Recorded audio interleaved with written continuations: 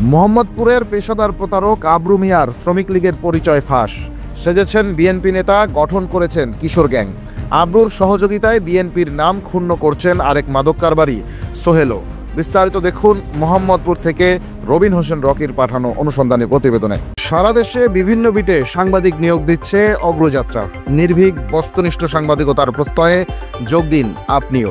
যোগাযোগ করুন 01309323281 এই নম্বরে। কুখ্যাত ও পেশাদার প্রতারক ঢাকা মহানগর উত্তর জাতীয় শ্রমিক লীগের সহসভাপতি আবুল হোসেন ওরফে আবরু মিয়া ওরফে আবুল মিয়া এবার বিএনপি নেতা সেজে কিশোর গ্যাং গ্রুপ বানিয়ে নতুন করে উৎপাত শুরু করেছেন রাজধানীর মোহাম্মদপুরের শিয়া মসজিদ, মোহাম্মদিয়া হাউজিং, কাঁচাবাজার ও চার রাস্তার মোড় এলাকায়।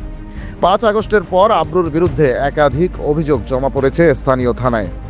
5 আগস্ট আওয়ামী লীগ সরকার পতনের পর থেকে কিশোর গ্যাংয়ের ছত্রছায়ায় নিজেকে বিএনপি নেতা দাবি করলেও সম্প্রতি অগ্রযাত্রার হাতে এসেছে প্রতারক আবরু মিয়ার শ্রমিক লীগের পরিচয় সম্বলিত একটি ভিজিটিং কার্ড। সেখানে উল্লেখ রয়েছে আওয়ামী লীগের গুরুত্বপূর্ণ অঙ্গ সংগঠন জাতীয় শ্রমিক লীগের ঢাকা মহানগর উত্তরের সহসভাপতি এই আবরু মিয়া।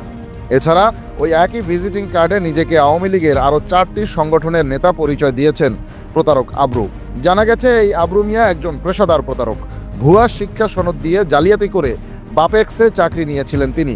পরে গণমাধ্যমের প্রতিবেদনে তা প্রমাণিত হওয়ায় তাকে 2016 সালে বরখাস্ত করা হয় বাপেক্স থেকে বরখাস্ত হয়ে আবরু যোগ দেন জাতীয় শ্রমিক লীগে। শুরু করেন তৎকালীন ক্ষমতাসীন আওয়ামী লীগের নাম ভাঙিয়ে বেপরোয়া চাঁদাবাজি ও প্রতারণা।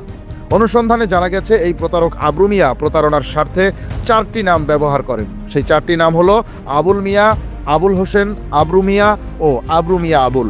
ভুক্তভোগীদের অভিযোগ, বর্তমানে এই আবরু মিয়া নিজেকে বিএনপি নেতা পরিচয় দিয়ে মোহাম্মদপুরের বেরিবাদ এলাকার মাদক কারবারি সোহেলের মাধ্যমে একটি সন্ত্রাসী কিশোর গ্যাং গড়ে তুলে ব্যাপক চাঁদাবাজি ও মোহাম্মদিয়া হাউজিং কাঁচাবাজারের দোকান দখল করে বেড়াচ্ছেন।